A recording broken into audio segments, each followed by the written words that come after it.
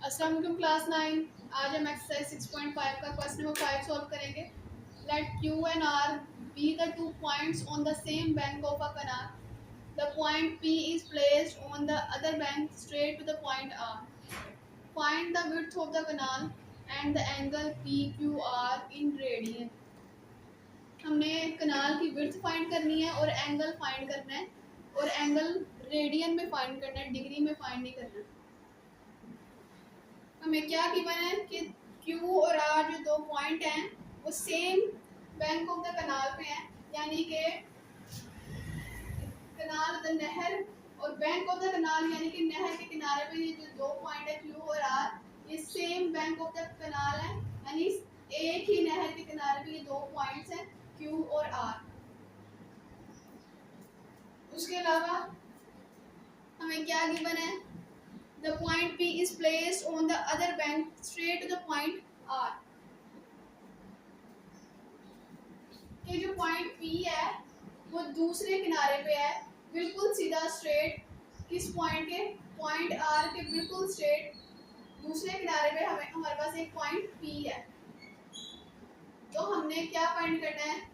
कनाल की width find करनी है, यानी कि ये वाली साइड इसकी चौड़ाई कितनी है हमने ये फाइंड करना है। तो हमने ये वाली साइड फाइंड करनी है, इसको हम x का नाम दे देते हैं। उसके अलावा हमने क्या फाइंड करना है? एंगल फाइंड करना है PQR। जो दरमियान वाला होता है ना, उसका एंगल होता है। तो यहाँ पे दरमियान में Q है, इसका मतलब हमने Q का एंगल फाइंड करना है। एक हमने एंगल Q फाइंड करना है, उसके अलावा हमने यहाँ पे ये वाली साइड फाइंड करनी है PR। दो साइड हमें गिवन है QR और QP। हमने तीसरी साइड फाइंड करनी है, और ये एक राइट एंगल ट्रायंगल है, और राइट एंगल ट्रायंगल में अगर दो साइड गिवन हो, तीसरी साइड फाइंड करनी हो, तो हम पाइथागोरस थ्योरम यूज करते हैं। तो पाइथागोरस थ्योरम क्या था? Hypotenuse square is equal to base square plus perpendicular square. तो यहाँ पे हमारे पास ये जो नीचे वाली साइड है ये बेस है, ये वाली साइड परपेंडिकुलर है, और ये वाली साइड हाइपोटेनस है। तो हाइपोटेनस की वैल्यू क्या है हमारे पास? पहले आप साइड्स पुट कर लें कि हाइपोटेनस वाली साइड कौन सी है? PQ, साइड PQ, इसका square is equal to base, base वाली साइड कौन सी? QR। तो side QR whole square plus perpendicular वाली साइड हमारे पास है PR। Side PR square. अब PQ, साइड PQ की वैल्यू क्या है हमारे पास? साइड PQ की वैल्यू हमारे पास है 30, उसकी वैल्यू पुट कर देंगे 13 square is equal to QR। तो QR वाली साइड की वैल्यू क्या हमारे पास? 5 स्क्वायर प्लस PR वाली साइड क्या है हमारे पास? PR वाली साइड हमारे पास x है, और हमने x की वैल्यू फाइंड करनी है, तो x एज इट आएगा। अब 13 का स्क्वायर लेंगे तो 169, 5 का स्क्वायर 25 प्लस x स्क्वायर। अब हमने x की वैल्यू फाइंड करनी, 25 यहाँ पे ऐड हो रहा है, इक्वल की साइड पे आके सब्ट्रैक्ट हो जाएगा। अब 169 में से 25 माइनस कर देंगे, 144। उसके बाद हमें x की वैल्यू फाइंड करनी है, तो स्क्वायर को खत्म करने के लिए हम दोनों साइड पे स्क्वायर रूट लेंगे,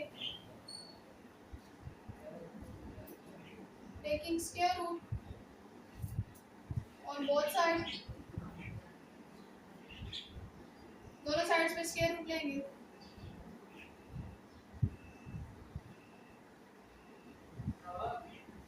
अब 144 को हम लिख सकते हैं 12 स्क्वायर, क्योंकि 12 को 12 से मल्टीप्लाई करें तो हमारे पास 144 आता है।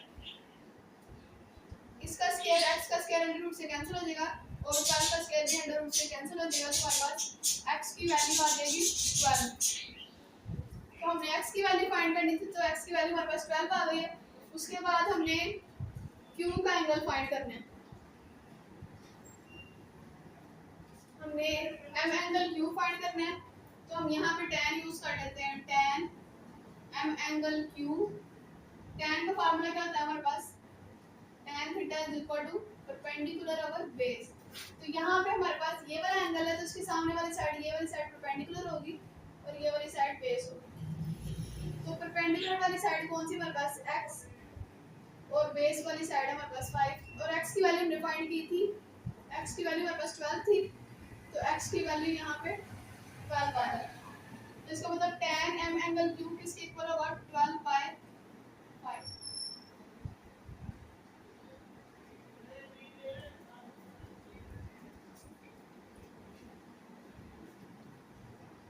पहले 12 को हम 5 पे डिवाइड कर लेते हैं तो हमारे पास आंसर आ रहा है 2.4। उसके बाद हमने m एंगल q की वैल्यू फाइंड करनी है, tan को इक्वल इस साइड पे ले देंगे, tan उस साइड पे जाके tan इनवर्स बन जाएगा, m angle q is equal to tan inverse 2.4। अब 2.4 पे tan इनवर्स अप्लाई करेंगे तो हमारे पास आंसर आ रहा है 67.3 डिग्री। अब हमने एंगल फाइंड कर लिया है, m एंगल q हमने फाइंड करना था, तो m एंगल q हमारे पास आ गया 67.3 डिग्री। लेकिन उन्होंने क्या कहा है कि हमने एंगल जो है वो रेडियन में फाइंड करना है, तो अब ये डिग्री में है, इसको हम रेडियन में कन्वर्ट करेंगे।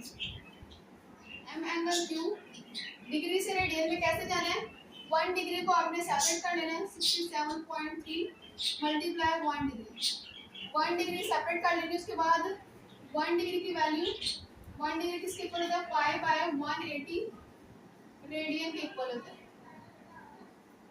तो हम 1 डिग्री की जगह पे क्या पुट करेंगे, pi by 180 radian. m angle q is equal to 67.3 multiply pi by 180 radian.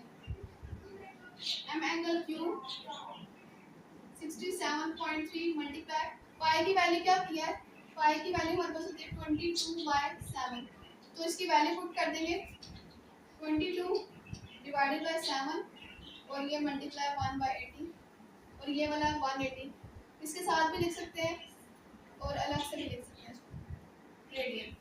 अब वो ऊपर वाली ये सारी वैल्यूज को मल्टीप्लाई करेंगे और फिर इन दोनों वैल्यूज के साथ डिवाइड कर देंगे। अब हम ऊपर वाली वैल्यूज को मल्टीप्लाई करेंगे, m angle q is equal to 67.3 को 22 से मल्टीप्लाई करेंगे, 67.3 मल्टीप्लाई 22, हमारे पास आंसर आ रहा है 148.0.6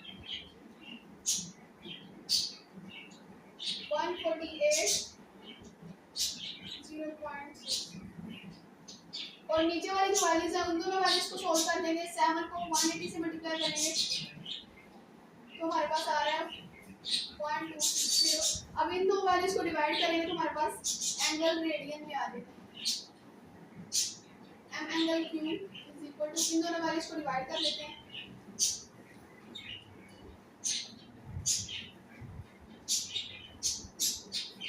तो हमारे पास आंसर आ रहा है 1.175 रेडियन।